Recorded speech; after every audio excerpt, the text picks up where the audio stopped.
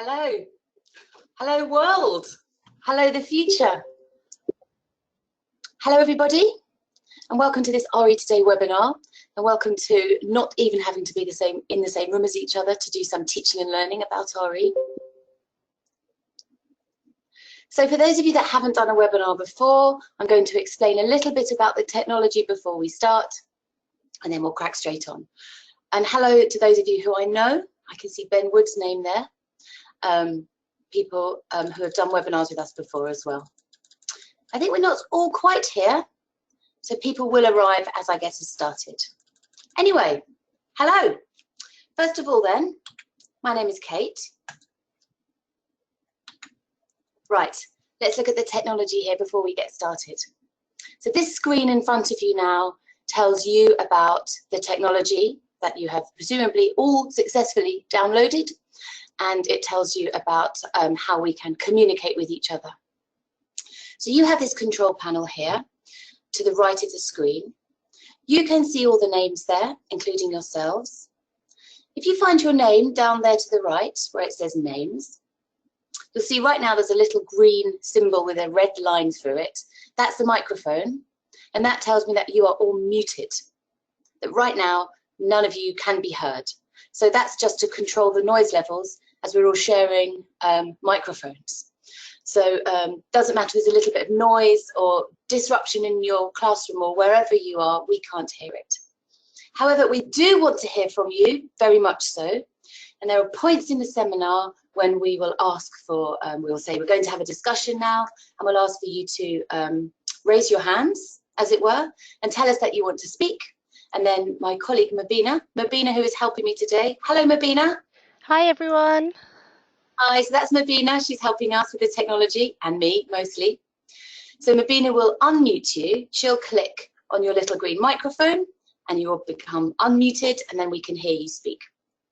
How do you tell us you want to speak? You raise your hand picture.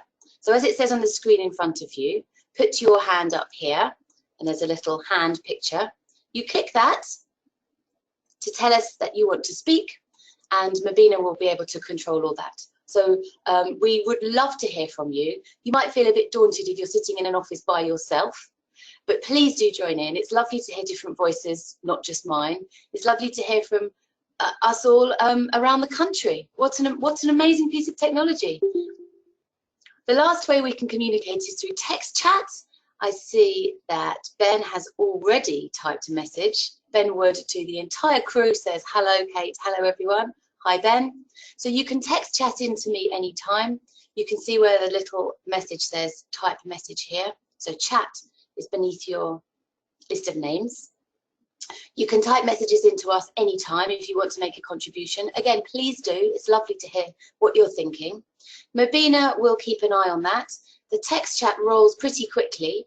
And if it's going too fast, Mabina will ask us to pause, and she'll scroll back up and we'll have a look at what everyone's got to say. So don't be at all alarmed if Mabina says, right, let's go back to this point because it's a good point and we want to look at it. Okay, I think that's all the information we need. And I'll assume if there's any problems with the technology, you'll text chat in and Mabina will be able to manage that. Gosh, I'm giving you a lot to do, aren't I, Mabina? It's lovely to have you here. Sure are. Okay then, so let's get started. All right, the last thing to say, sorry, is there's one poll, which is like a multiple choice question in this seminar, when you have a chance to choose an answer, and we'll look at what you all think. The rest of the discussion will just be called discussion time. And when we have the word discussion, that's when we can start talking and listening to each other. Okay, there's no questions. Everyone seems to be fine and here. So let's get started then. So this webinar is a short teaching update, chance to think of some new ideas, chance to hear what other teachers have got to say, and a chance to think about what you're doing sort of on a daily basis. So as you can see, the title of this webinar is an evaluation question, a GCSE evaluation question. The universe proves the existence of God. So that's the evaluation question we are going to focus on today. So obviously that's within the existence of God topic or theme. And we're going to be thinking about how best to approach evaluation questions, how best to approach leading your students into a journey of discovery and understanding. So by the end of it, they can quite happily answer an evaluation question because you've stepped them every step of the way in a really calm and clear way. My suggestion, I guess, my proposal is, this is all about the planning. If you know what question you're heading towards, if you know where you need your students to be at key points in the lesson or in the series of lessons, you control them, you are in charge of them, you direct what they write and you direct where the discussion goes, and of course you direct what they learn and you direct the learning experiences they have. You can take them on a journey step by step, so by the time they come to this evaluation question, such as the universe proves the existence of God, they've already had the conversations, they've already done the thinking, and they feel quite calm about answering it. So the bulk of this seminar is really teaching and learning, ideas and activities. Hello, Ali Jaffa, who's just arrived. I hope you're okay to jump on. Sorry to put you on the spot. The bulk of this webinar is teaching and learning ideas, culminating in a very simple format, a very simple framework to help your students structure an evaluation answer. Right, let's get started then. So as you can see, this is within the existence of God topic. We're going to be looking at two topics within this question: the cosmological argument, and we're going to look at it from an Islamic perspective, the Al-Ghazali argument, which is a type of cosmological argument, and we're going to look at the Big Bang. So what we have here is a question, or a statement, I guess. The universe proves the existence of God, and we've got two ways of answering it. Yes, it does, using this cosmological argument. Or no, sorry. Yes, it could be said to, using this cosmological argument, and, well, maybe not, using Big Bang theory. Of course, this framework you could insert other pieces of content into, such as other arguments for the existence of God, such as other theories that can be used to argue there isn't a God, such as evolution theory, for example. But we're going to use these two. Okay then, so first thing we're going to do, oh, that's just a little intro of where we're going. Right. The first thing we're going to do then is we're going to do a little brainstorm. If you're working in groups, then you can talk to each other. If you're on your own, let's just do it. Let's just do it now wherever you are. I'm going to do it too. I'm going to nick a pen from my colleague. I want you to brainstorm, please, the sort of information offered by science and the sort of information offered by religion. So you might want two separate brainstorms. I'm going to give you 1 minute. So we're brainstorming, please, just to get us in the mood, just to get us in the right headspace, the sort of information offered by science, and the sort of information offered by religion. 1 minute, let's go. I'm watching the clock. Science. And in a minute, I'm hoping that you're going to text type in your answers. The sort of information offered by science and the sort of information offered by religion.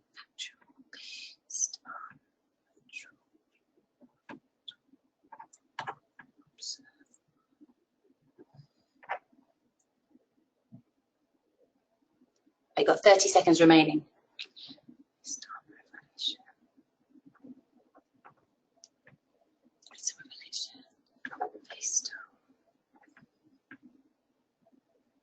10 seconds remaining. Okay, time's up. Right then. So I've asked you to brainstorm for me to start us off, to get us in the right headspace, the sort of information offered by science, the sort of information offered by religion. Let's start. Hello, Rachel Stewart, who's just arrived. We're just brainstorming information that science gives us and information that religion gives us. Let's just text type in, please. All of you who've got something to say. Information offered by science. Let's have that first, please. We'll see what you've got to say. What have we got? I'm going to type. Can I type? Yes, I may. Brilliant. So I've got.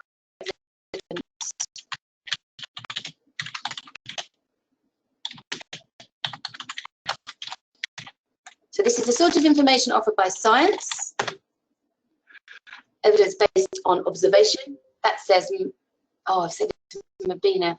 Mabina, I sent you a private message by accident. Aha, I see what I need to do. There we are.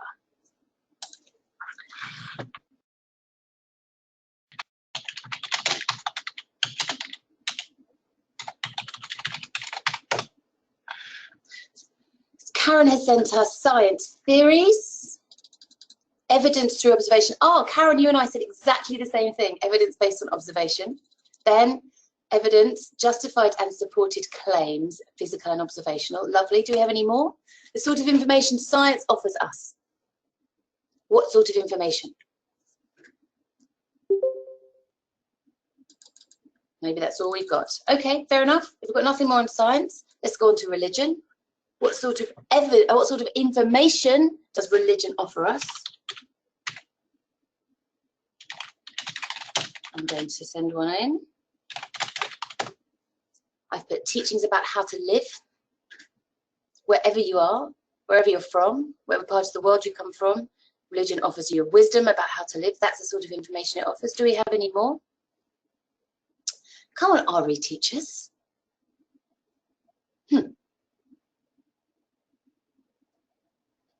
Karen again.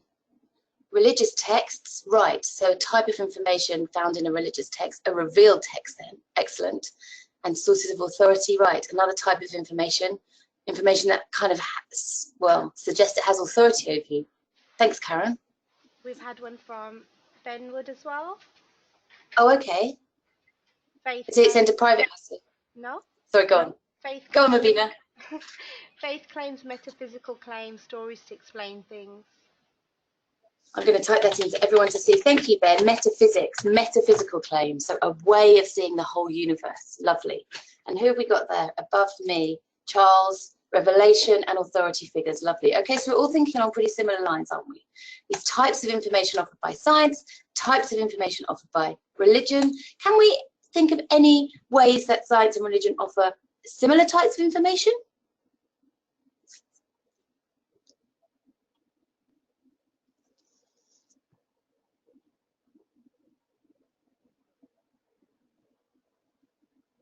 Maybe we cannot. Okay, anyway, this is a starter, the sort of thing you might do to get your students into the right headspace. So we know where we're heading with this. We're thinking about, we have got in front of us, in fact, our evaluation question. The universe proves the existence of God. So we're in the territory here of proof. What is proof? What is evidence? And then what sorts of information are we working with? So a quick and easy brainstorm like that might be a way to get your students into the way of thinking you want them to be in for the rest of the lesson.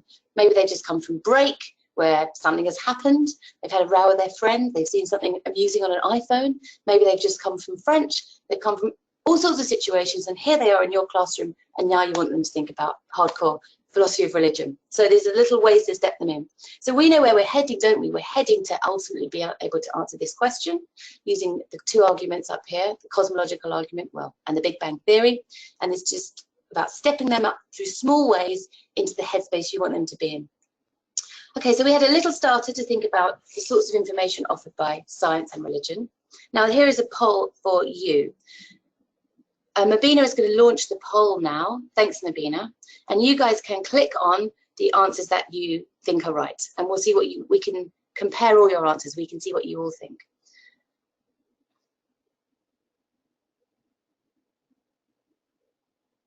Shall I move a slide down, Mabina? Yeah, yes, that's probably best. I should. See the full Yeah. question. So this is the question then. What is faith? What is proof? And there you can choose under the names, above the chat, you can see the poll is there. You can all choose the answer that you most agree with for faith. So there's two definitions of faith given there.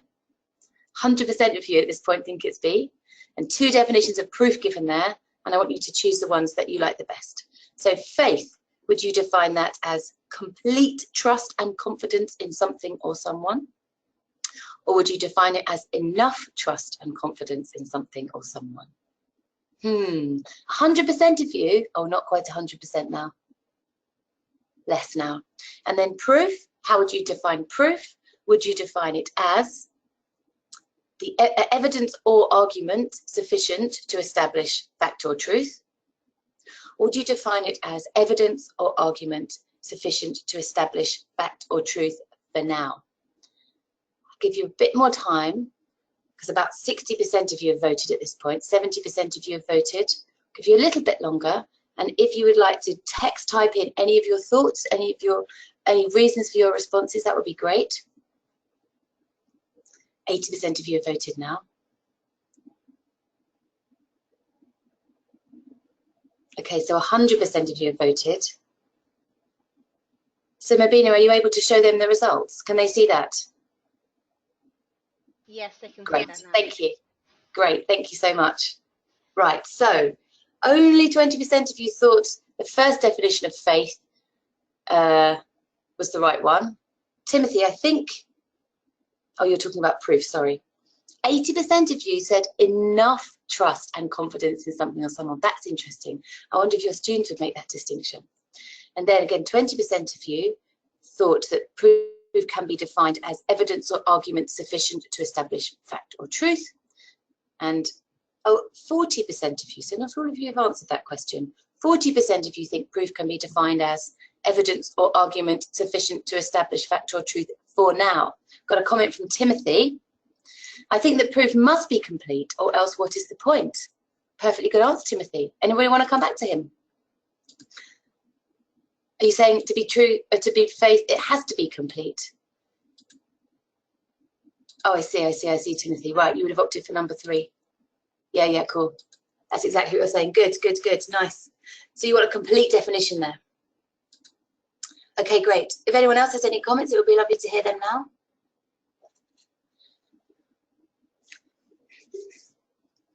Okay, so again, these are little starters we could get into with students to get them to think about what these words mean, what these ideas mean. This could turn into quite a lively conversation in the classroom, couldn't it? About what these words actually mean. So when you've got a really kind of quite tight definition compared to another one, that students could get down to arguing about 1 or 2 words, which I think is probably the point here. Anyway, we're going to go on to look at the Kalam argument. So this is our first argument for the existence of God. Remember, we're coming back to this point at the end. The universe proves the existence of God. Right, so we're going to look at the Kalam argument. Now, you are going to be sent a set of teacher's notes on a PowerPoint, so you can use it to teach with, of course, or you can have it as notes yourself. You're going to be sent a set of teacher's notes. So all the stuff I'm saying to you now, you don't have to scribble down madly or anything. I'm going to send it to you at the end of the webinar. So our argument for God's existence is a type of cosmological argument called the Kalam argument. Kalam is a phrase coined by an 11th century Muslim philosopher called Al-Ghazali. And the phrase al-kalam he uses is an Arabic phrase meaning the science of discourse. So actually kalam means discourse, but he calls it the Kalam argument. So we're going to look at Al-Ghazali's argument for why God exists, and this is a cosmological argument. Aha, someone has typed in a long letter. Right, I'm going to come back to your question in a minute, Jess, finish my introduction. So Al-Ghazali created a type of cosmological argument. A cosmological argument is an argument by which the properties of the universe are used to deduce the existence of God. So properties of the universe are used to deduce the existence of God. So Al-Ghazali argued that the universe is finite. It is not infinite, it is finite. And as it is finite, it must have a cause. And that cause for Al-Ghazali was what he would call God. By the way, cosmo is Greek for order or world, which is interesting, isn't it? Order and world almost having the same meaning. So what we're going to do then is we're going to go through some activities to help students to understand this argument, Al-Ghazali's cosmological argument for the existence of God. Then we're going to come back to the points we've made, make some notes, and think about how we can help students to express this themselves. I am coming to a question. I'm going to pause briefly because someone has typed me in a question. I just want to give it some time. Right, Jess, we are going to look almost entirely at this question based around this, this content based around this question. So the exam technique then is in the planning. The exam technique then is knowing what the question is and preparing to plan to meet that. Do you want to wait for a few more minutes and see if this session is relevant? And if not, you can decide to take yourself away. And apologies if you didn't quite understand the blurb we gave you. Sorry, everybody else, I'm just answering a question about how relevant this session is for one of our members here. So sorry about that sidestep there. Right, let's get back to it then. Okay. So Al-Ghazali argued that the universe is finite. The universe it is not infinite, it is finite. It has a beginning, it has not gone on forever. So first of all then, we're going to have to help our students think about the idea of, what's the word, infinity. Infinity or finiteness at all. What a mind-bending concept. So the first thing we can do is we can think about some symbols for infinity. Here are 4 different symbols for infinity. This is going to be our first discussion point. So in a minute, I'd like you to put your hands up, turn your mics on and tell me what you think. Which of these 4 symbols for infinity would you say is the best one? And this is obviously a task you can do with your students. Is it the mathematical symbol there in the top left? Is it the ancient symbol, and one of our earliest religious symbols, of a snake swallowing its tail? Is it a modern symbol of the wedding ring, which isn't really represent infinity, but maybe in a way it does, everlasting love? Or could it be best symbolized by this recursion, this infinite reflection, if you get the mirrors lined up right? So I'm going to have a discussion now then. So if you want to raise your hand and speak, you can, or you can text type in. Mabina will unmute you if you want to speak. And I want you to tell me, what do you think is the best symbol there for infinity?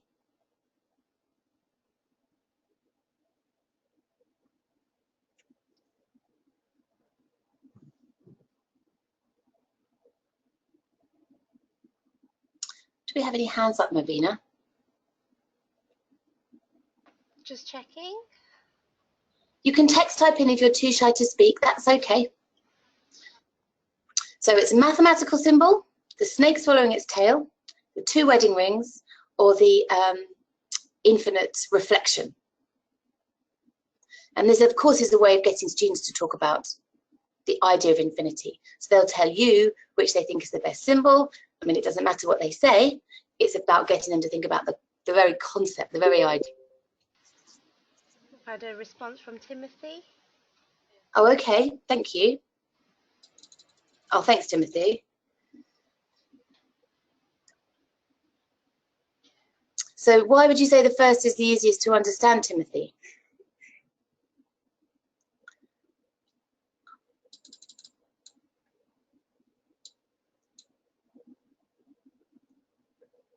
Ben, mirrors is the most helpful. It prompts the discussion that infinity is more than just everlasting. So do you mean it's something kind of created, something we can create? I think I'd go for mirrors as well. Because this is maybe real infinity, there's infinite reflection. Well, I don't know enough physics to know if that's true or not. So I'm wondering if Timothy is going to explain his answer a bit more, and if not, which is fine. So this is a way to get students thinking about even the very concept of infinity, isn't it? As I said, it doesn't matter what symbol they choose is the most helpful to understand. It's about getting them to think about the concept. Okay, so now we're coming much closer to Al-Ghazali's argument himself. So, as we know, he argued that because the universe is finite, it must have been started.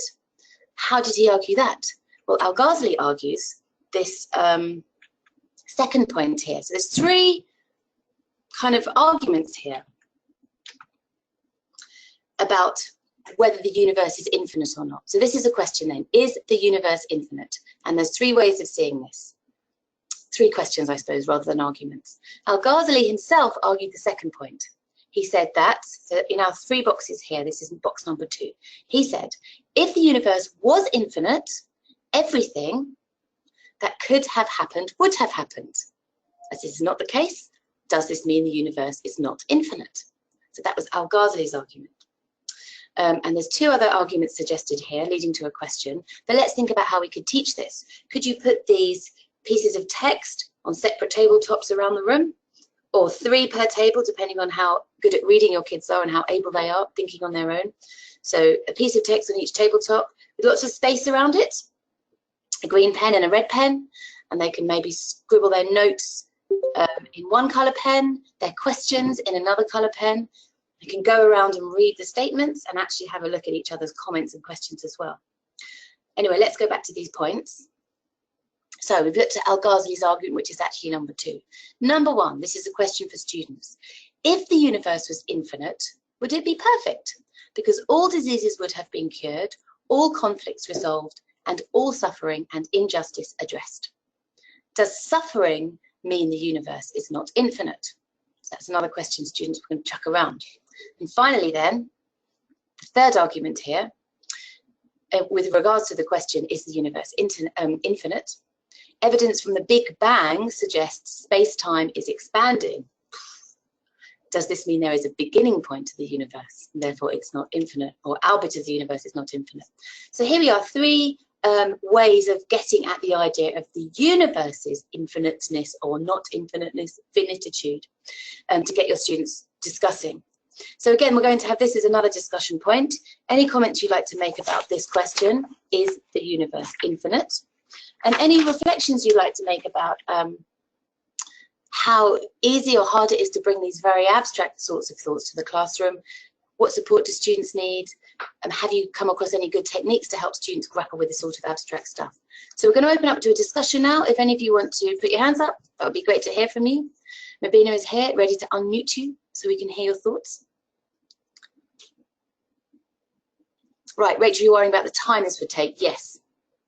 So would you be planning to cram this all into one lesson, would you, Rachel? I mean, I don't at all mean to be flippant, but would it be okay to say just crack on? Just use pace. Give them 2 minutes, 1 minute, maybe choose one of these arguments. So the second box here is Al-Ghazali's actual argument, and just ask the class to discuss that. But yes, time is an issue, isn't it? And that's why your planning is so important. You know exactly where you're heading. So you know exactly what question you're heading to. So all your planning, everything is in the service of that question. And as we will see by the time we get to the end, all the discussions that you could have been having around this topic is leading to the service of one question. Got a comment from Timothy. You've done something as a silent debate, something similar as a silent debate. Yes. Oh, so each student has their own pen to give their own view. That's interesting, Timothy. Great, great. Okay, and in the interest of time ourselves, I'm going to crack on. So ultimately then we've looked at ways to discuss and come at the idea of infiniteness. And finally, the students now need to make notes in their own books. So we've got a whole other set of arguments to do, haven't we, which is the Big Bang Theory and how that addresses the question. But before we go on, and this again is all in the planning, let's pause and get some sentence starters down. I'll just give you a minute with that. So 3 sentence starters, you could get students to just finish themselves or do it in groups, or have a discussion as a class first, come up with some nice answers as a class and record it together. But this is a consolidation of all the discussions you've been having already. So sentence starter A, Al-Ghazali concluded the universe was not infinite because, would anyone like to type in an answer for me? And while you're doing that, sentence starter B, if the universe has not existed forever, this means that. And finally, Al-Ghazali argued that God exists because. I see no answers being typed in. Oh well, never mind. Okay, so, Ben. So I'm going to finish your sentence starter, Ben. Al-Ghazali concluded the universe was not infinite because not all things that can happen have happened. Perfect. So Timothy, you're asking me, you're not being thick by the way, at all, would this lesson be a second lesson with the content of the Kalam argument taught first? Timothy, I don't think so, because if you look at the content of the Kalam argument, that is essentially it in that second box. If the universe was infinite, everything that could have happened would have happened. So I don't know if you would need an entire lesson to teach that, although of course, that is, you know your students. Right, so we've got another answer from Charles. If the universe has not existed forever, this means that all suffering would have been cured, but evil and suffering abounds. Al-Ghazali argued that God exists because evil and suffering abounds. Nice, nice. Okay, great stuff.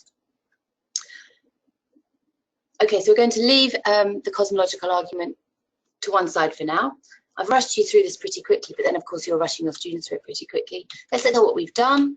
We've had a little starter, knowing we are heading into the territory of thinking about faith and proof. So we've had a starter to think about that. We know exactly what question we're heading to all the time. That's always in the forefront of our mind. So when our students raise, you know, slightly random questions, we know where we want them to go with it. We can pounce on what they are saying and push the conversation along. We've thought about the idea of infinity, and we have talked about the idea of the universe's infiniteness or finiteness. And finally, we've written some notes about Al-Ghazali's cosmological argument for the existence of God.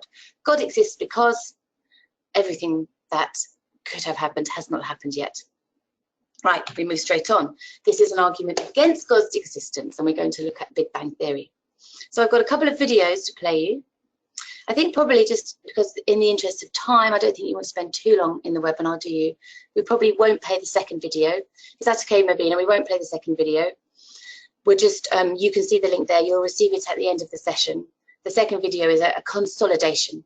We'll do these first three activities. So now we're going to look at what Big Bang Theory is, what it says, and we are going to work out how it can be used as an argument against God's existence. So could you play the first video clip for us, please, Mobina, which is of Professor Adrian Pocock. Thanks, Mobina.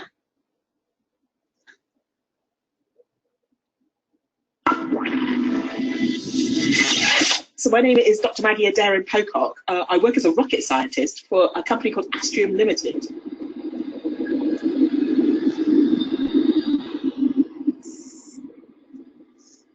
The Big Bang is an amazing theory, but quite a complicated idea.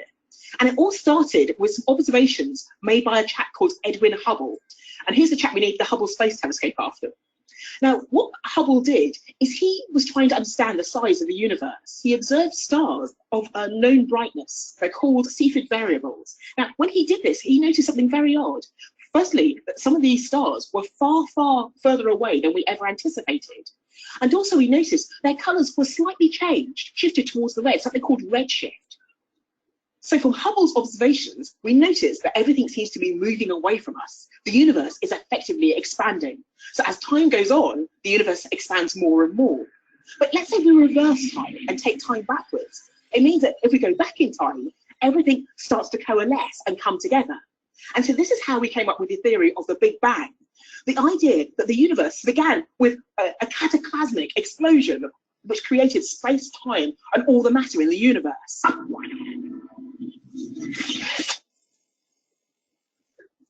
Great stuff, thanks, Mobina.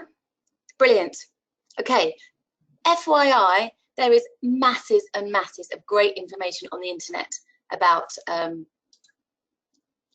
my camera back on, there is masses and masses of amazing stuff on the internet about all sorts of science stuff. If you ever need great science clips, they're annoyingly easy to find, unlike great RE clips. Okay, so we can see on your list here, you've got a Big Bang timeline worksheet that has been sent to you on a separate Word doc. I'm assuming and hoping that you have this. It's all going to be sent at the end of the session anyway, but we're going to spend a little bit of time looking at it. If you don't have this worksheet, now is the time to speak. Okay, so you've started this, we've watched this video clip. Now, what are we going to do with this? Mobina, are you able to move my picture, the picture of me, so I can look at the screen? Oh, thank you so much. So quickly then, a discussion we're going to have. You're going to tell me the answer. What evidence first prompted the idea of a Big Bang? And you might give this question to the class before you show them the video, maybe write it up on the board. I want you to be able to answer this question at the end of the video clip. So, a question for you guys. What evidence first prompted the idea of the Big Bang?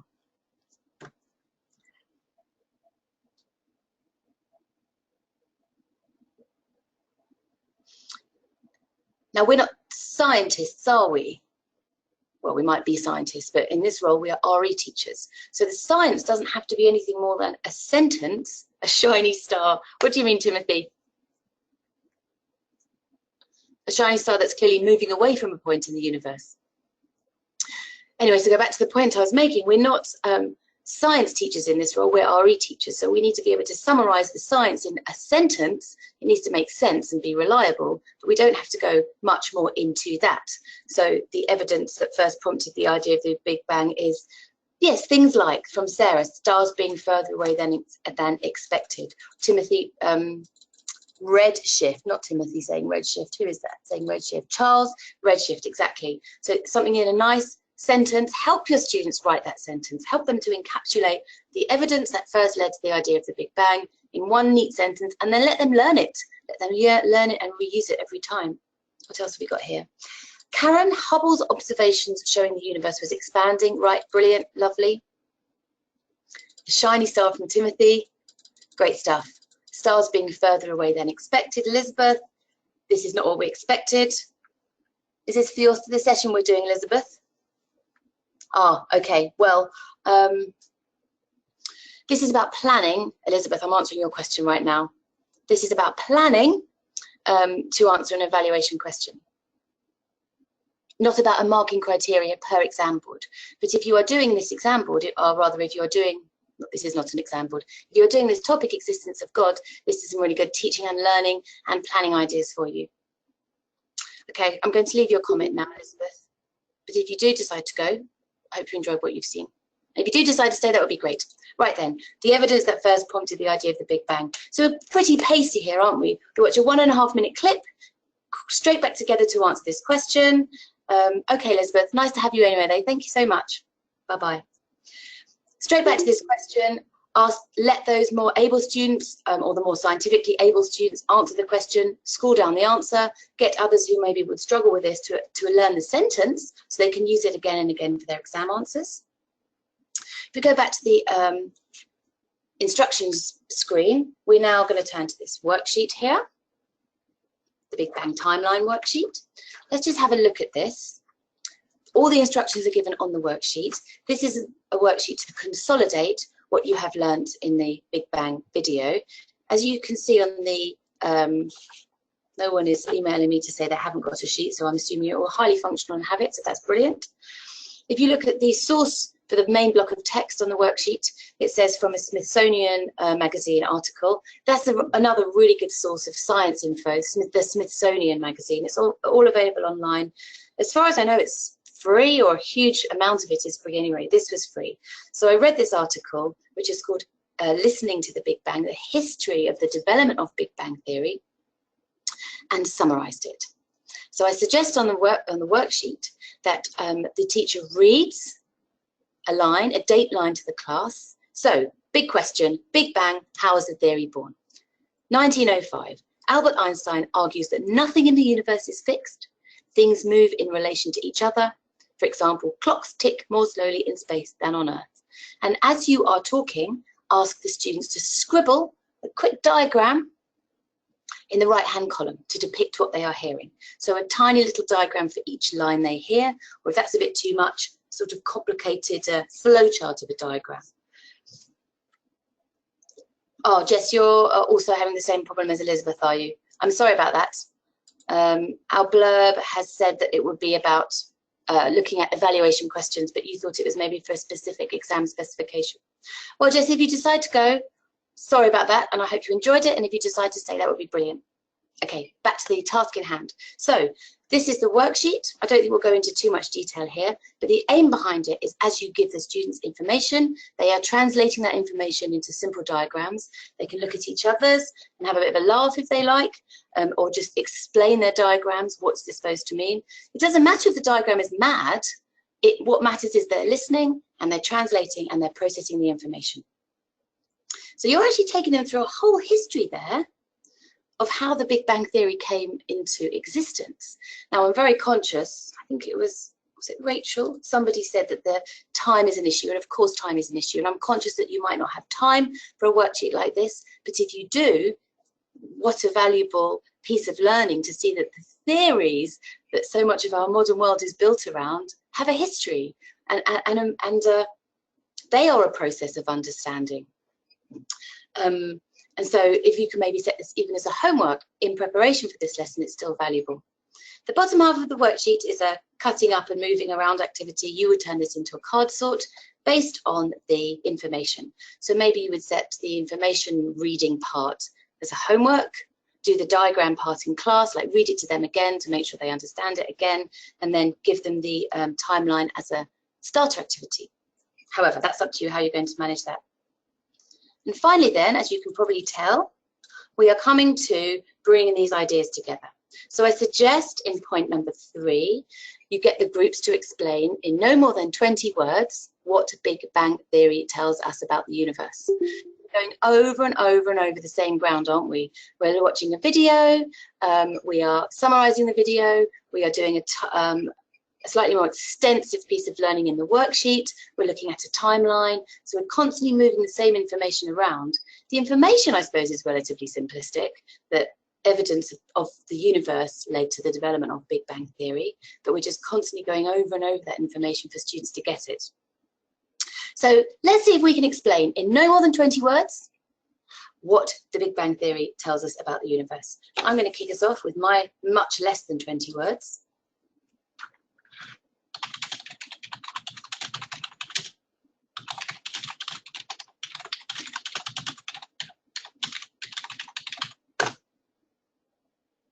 That's my much less than 20 words. The universe started with an explosion and is still expanding. That's a whole summary of Big Bang Theory. Timothy's given me the Big Bang Theory is about how the universe continually expands after an initial event. Perfect. Perfect. So as I was saying earlier, with students that might struggle with this kind of definition and explaining, help them to learn a sentence. I mean, you might feel like it's a bit of a cheat initially, but maybe they're just destined to understand Big Bang Theory a little bit later in life, maybe when they're 18, but they've got to sit a GCSE in it right now. They haven't got time to wait. So help them learn a sentence and help them to use it for their answers. I wonder if anyone's going to send me any more 20 words. We've got no hands up, have we? Nobody wants to talk. Maybe you're just all too tired, which is fair enough. Okay then. So we've got lots of short, quite fast-paced activities here. The worksheet could expand to fill up a lot of space. You might only teach a little bit of the worksheet. You might not feel you have time, but there you are. It's for you if you do have time. You could always give it as a homework, as a consolidation homework. Finally then, the STEM clip I have found there is to consolidate the set of learning, to consolidate what the students have told you about evidence for the Big Bang. Right then, so we finally come to, I'm sure you can guess where we're going, sentence starters. So we've already made a set of notes for students on Al-Ghazali's cosmological argument for the existence of God. Doesn't that feel like a million years ago? And now we're going to write a little set of sentence starters, we're going to complete some sentence starters again with regards to this set of learning. So the Big Bang Theory tells us about the beginning of the universe. It tells us that. And again, you might do this in groups. You might just chuck it to them and get them to do it. Give them 1 minute, 20 words max, whatever works best. And the second sentence starter here, the Big Bang Theory is used to argue against God's existence because. So I will just pause briefly and see if anybody would like to either offer me a typed response to either of these two. Label it A or B, please, so we know which one you're finishing, or put your hands up.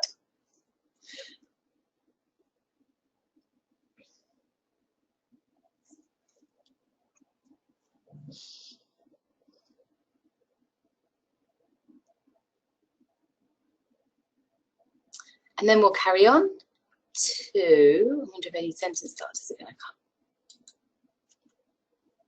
A, Sarah, thank you, Sarah. A, the Big Bang Theory tells us about the beginning of the universe. It tells us that, oh, I've missed you, Sarah. It tells us that the world does not require a God. Ooh, nice. Timothy, B. Aha, Timothy, yes, you have preempted me. I was going to say, could you as an extension set the question, can we use the Big Bang to argue for the existence of God as well? Excellent, and thank you for that. Don't say sorry, thank you so much. Thank you, lovely to have your contribution. Right, so Timothy has suggested that for the second sentence starter, of course it could be, the Big Bang Theory could be used to argue the existence of God. Again, the cause of the universe. So definitely, some of your students might definitely make that point, and that's brilliant. But of course, we are using these arguments to answer an exam question. So we'll let the conversation flow, and we'll welcome all sorts of exciting contributions, but we are heading towards one thing and one thing alone, which is our question. So here is our question. Could have, if you had some time for discussion, a quick consolidation, you could discuss around these grounds, bringing faith and proof back together. That was the start of our lesson, wasn't it? Bringing reminding students of Al-Ghazali. You could put these questions around the room and send them off to go and answer them. you could do something creative with these questions or simply have a discussion. So we want to remind our students what they've already said about Al-Ghazali's argument. And we're thinking here again about faith and proof. Is it based on faith or proof or something else? Is the Big Bang Theory based on faith or proof or something else? Do philosophy and physics both require faith to operate? You might ask, do they both require proof to operate? Or at least evidence? So at this point, you want the students to be talking to you about, well, is it proof? It's making a line of argument. Is it proof? Is evidence? You want them to go back to that complexity we had at the beginning where you guys didn't quite decide on a definition of faith and proof. So this is just a discussion point you could have. Okay. And finally, then we come to our structure. Now, oh yeah, they're both coloured. Right. So I've used this myself for many years in the classroom. It's a really simple structure, and as I've argued today or proposed today, I think when it comes to exam technique, really it's all in the planning, as this little process we've gone through today has shown. In 46 minutes we've done this. That's pretty much a lesson, isn't it? We know where we are heading. We know what question we're leading to at the end. And everything I have planned, the video clip, the discussion here, sentence starters there, the discussion points, all of this leads, sort of builds up to be a big picture to enable students to be able to answer this question. So here's a very simple structure. The statement is given at the top. The universe proves the existence of God. And then they are asked in the blue column there to give one piece of evidence to suggest the statement may be correct, and to explain why this piece of evidence suggests the statement is correct. And then on the other side, the pink side, you want the students to give you one piece of evidence to suggest the statement may be incorrect, and then explain why the piece of evidence they've given you suggests the statement is incorrect. Now, for a 12-mark question, some of you will have up to 15 marks, I know, on different exam boards. You might want to double this up, 2 pieces of evidence, but I suggest each time you do have, excuse me, an explanation why the evidence they've just given suggests the statement is correct or incorrect. And their response at the bottom, what is your response to the statement? Now, I always put their response, the pupil's response at the bottom or at the end, because it gives them time to kind of go around the houses a bit in jotting down what they know, what they've remembered. They kind of realise what they think by the end. Some of you might start off, though, with I think that, an initial statement. Some of you might leave a gap there under the statement before the blue and the pink start and ask them to go back to it at the end. That might be too messy to achieve, though. Now, I've used this very simple structure for years. This is presented on a PowerPoint slide. I hope I'm not teaching you to suck eggs when I tell you this simple technique, but I would copy and paste this onto 6 PowerPoint slides and then print the whole presentation off, 6 slides. I'd print on the print menu, hand out 6 slides horizontal. I'm sure you know about this, so big apologies.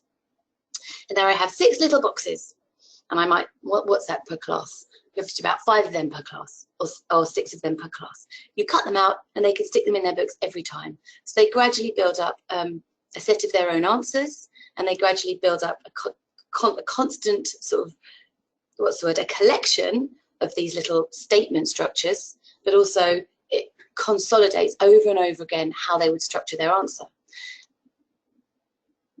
And I found over the years that gradually they just learn the structure. And eventually you don't need to stick it in, they just learn it. I mean, you might need to stick it in for 2 whole years, but they gradually, the structure embeds itself in their head. Now, some students will never leave this structure behind. They feel safe inside it.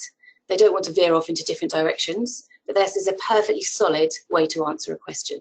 Some students, once they've got the structure down, they feel safe to go and be a bit more creative with it, to play around a bit with the structure, to play around a bit with the question, and that's fantastic. But not all of your students will be there, but you know they have that structure in their heads.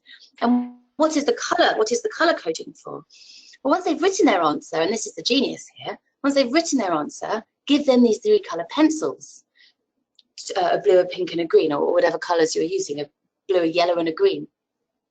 Get them to read their answer back to themselves. Do they give one piece of evidence to suggest the statement may be correct? If they do that, they may shade it in blue.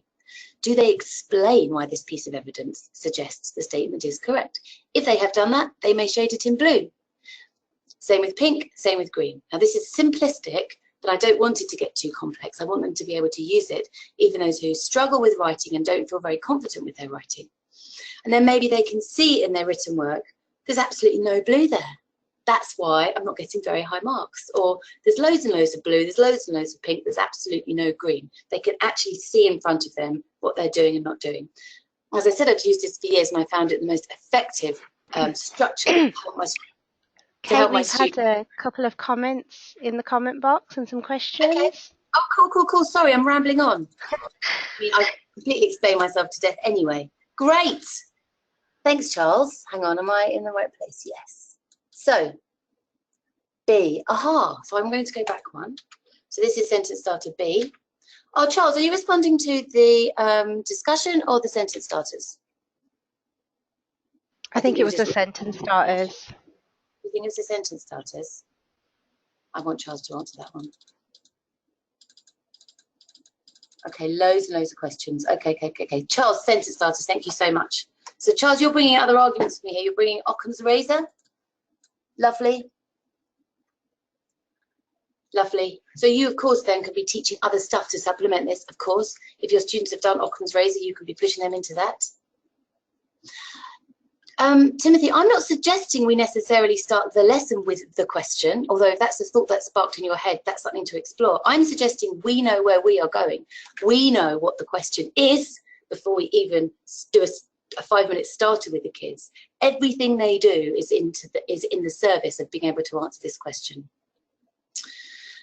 Rachel, I propose that this structure is helpful for all sorts of students, and its beauty is in its repetition. You do it again and again and again. Yes, the first few times students with a lower target use the structure, they might panic a little bit, but they get used to it. And once they've coloured in several exam answers and realise that they are getting more blue or more green in there, they can start to see what they're doing. So I propose that this is a supportive structure for students of all abilities. Yeah, could you expand on your point there, Rachel, the strengths and weaknesses of the argument? So Rachel has suggested here in the text, what about using the strengths and weaknesses of the argument themselves rather than just their opinion? Rachel, do type in if that is what you mean, or if you want to say something differently. I'm sort of venting what you think here. Because yes, my structure is very bald, isn't it? You might think it's quite reductive. But I suppose that's because my structure is for students of all abilities. This is basic and reliable. But yes, those students that are already working at a higher ability with regards to writing, maybe their conceptual ability, or students that have got this structure in their heads, they can start to play around with it and be a bit more creative, I suppose, to talk about the strengths or weaknesses of the piece of evidence. I mean, Rachel, that would be fantastic. Right. We have come to the end of the webinar, guys. Got a little bit over time because we usually aim for 45 minutes. So thanks for sticking with me. Sorry we lost 2 people. I'm glad we've kept the rest of you. Thank you for all your comments. The last thing to say before you go is, please may you type in any future ideas you would like to see in webinars. I usually try and do what you say, hence this one. A few webinars ago, someone asked for looking at how we would answer evaluation questions. So if you have any other last ideas, it would be lovely to hear them now. So we have looked at a sort of planning process, which I think you can apply to all evaluation questions. Know what the question is, know where you are going, very carefully and coherently plan starters and activities and learning content that all fits into the service of the question. So we'll finish now. Thank you, everybody. It's lovely to have you. Mabina, is there anything structural they need to know about, technological they need to know about before we go? No. Once the webinar's ended, they should get evaluation questions and access to a link and a password, which will give them access to the download, so the PowerPoint slide, the handouts that you're referring to. Thanks. Thank you so much. Thanks, Mabina. I'm going to read your other comments in a minute, guys, which are all about, thank you, Kate. Thank you, Karen. I'm Kate, which is all about other things you'd like to look at. So great, thanks for that. Sorry, Rachel, it didn't quite meet your needs, but I hope you still picked up a useful technique anyway. Maybe that's something to look at for the future. Students' writing skills rather than your planning. Yep, fair comment. Okay, so thank you, everyone. I'm going to turn my screen off now and going to say goodbye and happy teaching. Thank you very much. Goodbye.